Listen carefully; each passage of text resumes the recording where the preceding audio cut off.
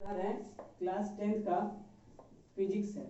ठीक है, class 10th की फिजिक्स में पढ़ा रहे हैं हम एनसीईआरटी टेक्स्ट बुक से।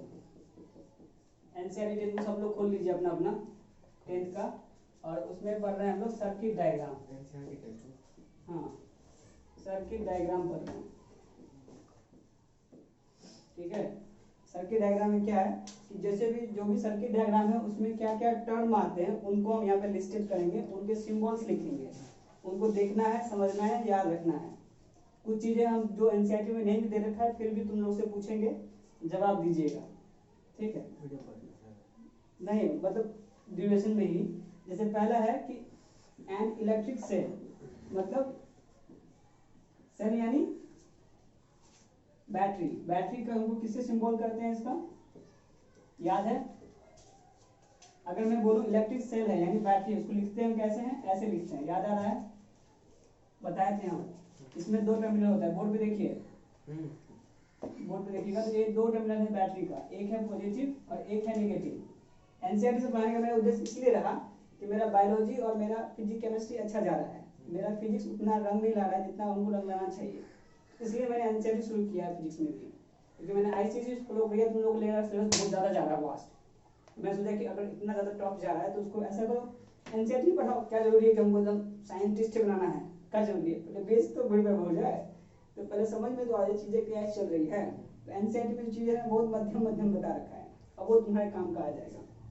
पहुँचना तो किसी भी इलेक्ट्रिक सेल में कैसा जाता है, सेल यानी बैटरी होता है। बैटरी में दो टर्मिनल होता है, एक होता है प्लस टर्मिनल, एक होता है माइनस टर्मिनल। तो हम लोग बैटरी को ऐसे नहीं बना के दिखाते हैं जैसे एक्चुअली में बैटरी हमें दिखता है। मतलब छोटा टर्मिनल होता है, ये इसमें जुड़ा होता है, ये बैटरी ऐसा होता है ना, यहाँ पे एक मोटा सा होता है।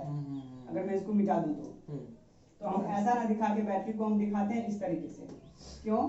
क्योंकि अगर ये सेल अगर हम दिखाएंगे तो लोगों को समझाने में हमें बड़ा बड़ा बैटरी बनाना पड़ेगा। बात समझ में आ रही है? एक सर्किट में हम लोग बैटरी को नंबर ऑफ टाइम ज़्यादा बार यूज करते हैं। हाँ, कर दें कि बैटरी अगर हम ऐसा बना के बताए ना, ये मान लो अगर एवरेडी लिखा है इसके ऊपर में, ये क्या है? एवरेडी बैटरी है। हाँ, मजाक ही कर रहा है, सच में यही बैटरी को मैंने बनाया यहाँ फिगर। तो ये बैटरी हमको दुकान में मिल जाता है, लेकिन ये बैटरी दुकान में नहीं मिलेगा। क्यों? क्योंकि इसको हम लोग पढ़ते हैं, देखते हैं फिजिकली, मार्केट में मिलता है, खरीद लेते हैं। लेकिन ये मार्केट में जाओगे बोलोगे ऐसा बैटरी देने को बोलेंगे ये क्या चीज़ है, ऐसा बैटरी नहीं लिखा है। एक बैटरी देखते हैं हम घर में ऐसा वाला होता है जिसमें लिक्विड भरा होता है, याद आ रहा है? यहाँ पे तो ये होता है कि ये होता है जिसको हम लोग ये भी होता है, ऐसे एक्साइड का लिखा होता है, गाड़ी में यूज होता है, कार में, कार टेम्पो में यूज होता है बैटरी। यहाँ भी एक कैथोड लिखा होता है, एक एनोड होता है। हाँ, तो एक पॉजिटिव एक नेगेटिव होता है। तो जहाँ पे कैथोड है वो पॉजिटिव लिख रहे हैं, जहाँ एनोड होता है नेगेटिव होता है। यही चीज यहाँ भी लिख रहे हैं, पॉजिटिव एक नेगेटिव। बस समझ में आइए, बैटरी कई टाइप के हैं, एक बैटरी ये, एक बैटरी ये, एक बैटरी वो, ये तीनों बैटरी ही हैं। लेकिन हम लोग फिजिकली ये बैटरी देखते हैं मार्केट में, लेकिन उसको अगर हम पढ़ने की भाषा में कहें तो ऐसे रिप्रेजेंट करते हैं, एक प्लस और एक माइनस टर्मिनल। याद रहेगा? ठीक। अगला जो टर्म आता है हमारा, वो आता है battery combination of different cell. क्या लिखेंगे? Battery of combination of different cell, combination of different cell. यानी अब एक से अधिक बैटरी लगा दिया, मतलब कॉम्बिनेशन का मतलब हुआ 3-4 बैटरी को जोड़ दिए। जब 3-4 बैटरी को जोड़ेंगे तो सोचो अगर इसको मैं जोड़ने लगूं तो कितना टाइम लगेगा, बोर्ड खत्म हो जाएगा। अगर मैं इसको जोड़ूंगा तो कितना आसान होगा, सो देखना। ये लिया जोड़ा, ये लिया जोड़ा, ये लिया जोड़ा, कितना आसान। इसमें कितना बैटरी जुड़ा है? 1 2 3 बैटरी जोड़ दिया मैंने। अगर मैं ये बैटरी बनाऊंगा तो बोलो एक बैटरी यहाँ 6 का जगह, फिर यहाँ, फिर यहाँ, कितना लंबा जगह छेकेगा? इसको बनाऊंगा तो और जगह छेक रहा है। इसीलिए जो साइंस की भाषा कहती है कि हर चीज को हम लोग अपने सुविधा के अनुसार अलग अलग ढंग से उसको हम लोग याद रखते हैं। साइंटिस्ट लोग का ये काम था, वही हम लोग रिपीट कर रहे हैं। बात में आई? ये सब चीजें हम लोग कॉपी में अब लिखवाऊंगा भी, ये सब चीजें वहां जरूरी पड़ेगी। अगला टर्म आता है हमारा स्विच का। ठीक है, स्विच लिखा है ना क्वेश्चन बुक में, क्या है? स्विच है। स्विच कैसा होता है? ऐसा होता है, इसको कहते हैं ओपन स्विच। ओपन क्यों? क्योंकि बीच में कुछ भी नहीं है, खाली है। और वो स्विच जो तुम लोग स्विच बोर्ड देख रहा है वो स्विच नहीं है। टेक्निकल भाषा में स्विच को हम लोग ऐसे लिखते हैं, नॉर्मल स्विच जो घर में यूज होता है वो अलग स्विच है, उसमें भी ऑन ऑफ होता है, जो हम लोग घर में स्विच होता है उसमें इस तरह का टिप टॉप लगा होता है, राइट। तो उसमें जो टिप टॉप होता है ये कवर हो गया आउटर, इसमें ऑन और ऑफ, ऊपर होता है प्लस या नीचे माइनस। तो यानी अगर जब हम लोग ऑफ करते हैं तो ये स्विच ऐसे खड़ा हो जाता है, मतलब वो करंट को रोक देता है, जब दबाते हैं तो करंट को फ्लो करता है। तो ये हमारा ओपन स्विच है, मतलब रुका हुआ है, अभी हमने सर्किट में करंट फ्लो नहीं होने दिया। अगर मैं इसको क्लोज स्विच बनाऊंगा तो उस केस में ये बनेगा इस तरीके से, डॉट दे दिया और स्विच को मैंने जोड़ दिया।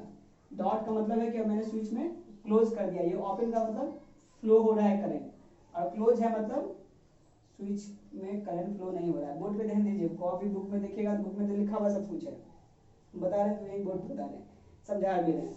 द वायर कनेक्टिंग और ज्वाइनिंग, 5वां पॉइंट आता है the wire connecting at joining. इसका क्या मतलब आता है कि जब दो वायर को कनेक्ट करेंगे तो ज्वाइनिंग, ज्वाइनिंग मतलब जंक्शन पे, जैसे मान लिया मैंने एक वायर निकला नीचे से, अब मुझे एक और वायर इसके ऊपर रखना है। तो साइंस की भाषा में हम तो ऐसे दिखने में 3D में देख लेंगे, लेकिन अगर वो 2D में दिखाना है तो एक लाइन ऐसे जाता है, एक लाइन इसकी ओवरलैप होके ऐसे निकलता है। इसका मतलब है कि एक वायर नीचे से गया हुआ है, एक वायर ऊपर से गया हुआ है। इन सब का यूज होगा सर्किट में, जब हम कोई सर्किट ड्रॉ करेंगे इस टाइप का। अगर मान लो सर्किट इतना टेढ़ा बुकला हो, उसमें एक वायर यहाँ से दे दिया रेजिस्टेंस ऐसे, तो अब ये नहीं होगा, क्रॉस हो रहा है। यानी मान लीजिए कोई सर्किट अगर ये क्लोज होता है, यहाँ पे कोई मीटर लगा होता है, अगर कोई दूसरा वायर देना है तो इस पे जो ऊपर से चला गया तो इसको हमें दिखाना पड़ता है इस तरीके से, इसको दिखाना पड़ता है इस तरीके से। बात समझ में आ रही है? जब दो वायर निकला होता है उसके ऊपर से अगर गुजारना है तो हमें उसको ऐसे दिखाना होता है, ये स्टैंडर्ड तरीका है। अगला है 6 पॉइंट। अगला 6 पॉइंट क्या कहता है? इलेक्ट्रिक बल्ब के बारे में। सर इलेक्ट्रिक बल्ब में क्या होता है कि हमने एक बल्ब ले लिया, इसको हम लोग बोलते हैं फिलामेंट। क्या है ये? फिलामेंट। ये बल्ब है, बल्ब में यहाँ पे थोड़ा मतलब थोड़ा मोटा सा रहता है। बल्ब को हम लोग ऐसे भी दिखा सकते हैं टेक्स्ट बुक में, न्यूमेरिकल्स में, और हम लोग इसको ऐसे भी दिखा सकते हैं। जो हम लोग का 100 वाट का बल्ब आता है पीला वाला, घर में यूज करते हैं, उसमें ऐसा वाला कवर होता है। और ये बल्ब वैसा है जहाँ पे फिलामेंट बाहर रहता है, जिसको देखते हैं ये हीट होता है तो रोशनी फैलता है। लेकिन जनरली हमारा जो होता है 100 वाट का जो हम लेते हैं सूर्या का बल्ब, उसमें ऐसा होता है, ग्लास से कवर होता है, अंदर में फिलामेंट होता है, जो हीट होता है, इसमें अंदर में एक फ्लूइड भरा होता है। अगर ये क्रैक कर गया ये जलना बंद कर देगा। क्यों? क्योंकि जिसमें नियॉन गैस भरा होता है, हीलियम और नियॉन गैस होता है, वो उसमें से रिसीव कर जाएगा या फिर अनरिएक्टिव हो जाएगा ये चीज। इसलिए जब ये क्रैक होता है तो यहाँ से क्रैक हो जाएगा तो भी पिघल गया, मतलब हाई वोल्टेज आया तो ये टंगस्टन का बना होता है फिलामेंट। तो फिलामेंट जब हाई वोल्टेज 1300 डिग्री सेल्सियस तो वो बेयर कर सकता है। कुछ किताबों में पता नहीं कितना दे रखा, मुझे एग्जैक्ट नहीं पता है, लेकिन कुछ हाई टेम्परेचर ये बेयर करता है। तो जब कोई हीट करंट फ्लो करते हैं तो ये हीट होता है, हीट होने के बाद इसके अंदर जो गैस भरा होता है वो इधर उधर फैलने से रोशनी भी बनने लगता है, क्योंकि ये हीट होने लगता है। कभी कभी क्या यही पिघल जाने की वजह से बल्ब फ्यूज हो जाता है। ठीक, इतना कर लिए। क्या wire junction without joining junction, मतलब अगर इस सर्किट को मैं ऐसा बना दूं, जरा सोचो, जो डाउट था अभी एक स्टूडेंट का वही बता रहा हूँ। ये जो सर्किट में अगर मान लो एक वायर ये है, दूसरा वायर ये रहता, तो इस केस में हमें ये समझ में नहीं आता कि कौन सा पहला वायर है कौन सा दूसरा वायर है, कौन किसके ऊपर है, समझ में नहीं आता। इसी बात को समझने के लिए हमने इसको इस ढंग से बना रखा है कि पहला वायर ये था, उसके ऊपर सेकंड वायर ये गया। अगर मैं इसको स्ट्रेट करूंगा, इसको ओवरलैप बनाता हूं, तो ये सेकंड वायर कहलाता। बात समझ में आ रही है? अगर मैं इसको पहला बनाता फिर इसके ऊपर मैं ऐसा ड्रॉ करता, ये भी हो सकता है इसका आंसर, लेकिन इस केस में सेकंड वायर ये कहलाएगा, पहला वायर ये रहेगा। लेकिन ऐसे केसेस में आपको समझ में नहीं आएगा कौन पहला है कौन सेकंड वायर है। दूसरी बात, एक स्टूडेंट को डाउट आ रहा है ये बल्ब के बारे में। ये फिलामेंट बनाया गया है, ये जो बल्ब है फिलामेंट को बस ड्रॉ कर दिया, बोला इसको भी किताब की भाषा में इसको भी हम लोग बल्ब मानते हैं, चाहे ये बॉक्स में रहे या ना रहे, ये बल्ब ही रहेगा। दूसरी बात, अगर इसको मैं किसी ग्लास में डाल दूं, मान लीजिए ये ग्लास हो गया, ऐसा ग्लास भी है, तो भी ये बल्ब है। दोनों ही केस में बल्ब है, ये बल्ब बदलेगा नहीं। दोनों डाउट मैंने डिस्कस कर दिया। अगला है केस नंबर 7। केस नंबर 7 में आता है जब तीन वायर एक जंक्शन में मिलते हैं। यहाँ पे दो वायर मिल रहे थे तो मैंने उसको ऐसे दिखाया। अब जब तीन वायर मिलेंगे, the three wire meet at a junction, उस केस में क्या होगा, ये एक वायर हुआ, इसके ऊपर ये मिला, और दोनों एक पॉइंट मिल रहे हैं, ये वाला। तो इसमें ये फर्स्ट सेकंड थर्ड वायर तीनों को मैंने एक पॉइंट पे मिक्स कर दिया, इसको कह रहे हैं 3 पॉइंट जंक्शन को। ठीक है, अब आता है अगला वाला टर्म 8 नंबर। 8 नंबर कहता है रेसिस्टेंस का। सबको पहले से पता है रेसिस्टेंस क्या होता है, इसको हम लोग ओम से रिप्रेजेंट करते हैं। इसका सिंबल होता है इस तरीके का, ध्यान रखिएगा। ये एकदम शार्प होना चाहिए।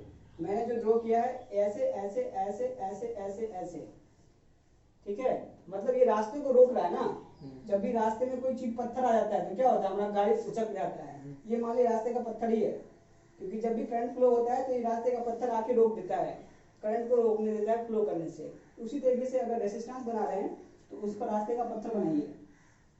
समझ में आई बात? इसी से इसका पहचान होता है। इन तीनों में से कोई एक बनाइएगा, आपको समझ में आता है कि रेसिस्टेंस है। इसी का बड़ा भाई आता है रियोस्टैट। क्या कहते हैं? रियोस्टैट। क्यों इसको हम लोग कहते हैं बड़ा भाई? क्योंकि वो वेरिएबल रेजिस्टेंस कहलाता है। देखिए यहाँ बता रहा हूँ। अगला टर्म है आपका 8 नंबर। ये 8 है तो अभी हो गया 9 नंबर। इसको नाम दिया है रियोस्टैट। रियोस्टैट को हम लोग कहते हैं वेरिएबल रेजिस्टेंस। इसको और क्या कहते हैं? Variable resistance. मतलब हम इसमें रेजिस्टेंस की वैल्यू को वेरिएबल कर सकते हैं। इसको लिखने का तरीका, रेजिस्टेंस बना करके उस पर एक एरो मार्क कर देते हैं और इसको हम लोग रोकते नहीं है कहीं पे। मतलब ये चीज जो है ना ऐसे मूव हो रही है, आगे तक जा रही है, उसमें हम एक एरो मार्क कर रहे हैं, मतलब ये चीज बढ़ रही है। या इसको और एक तरीके से लिख सकते हैं, जैसे हमने एक रेजिस्टेंस बना दिया इस तरीके से और उस पर हमने एक एरो मार्क ऐसे कर दिया। ये दोनों तरीका हम रियोस्टैट को रिप्रेजेंट करने में लगाते हैं। और इसको हम लोग इसलिए करते हैं जहाँ पे हम लोग को करंट की वैल्यू को इंक्रीज या डिक्रीज करना होता है। मतलब रेजिस्टेंस की वैल्यू को बढ़ाना या घटाना होता है, और रेजिस्टेंस की वैल्यू घटेगी या बढ़ेगी तो वो करंट को इफेक्ट करता है। पढ़ रखे हैं पहले से। इसी चीज में इस दोनों चीज से रिलेटेड है। लास्ट टर्म बच गया हमारा एमीटर और वोल्ट मीटर के बारे में।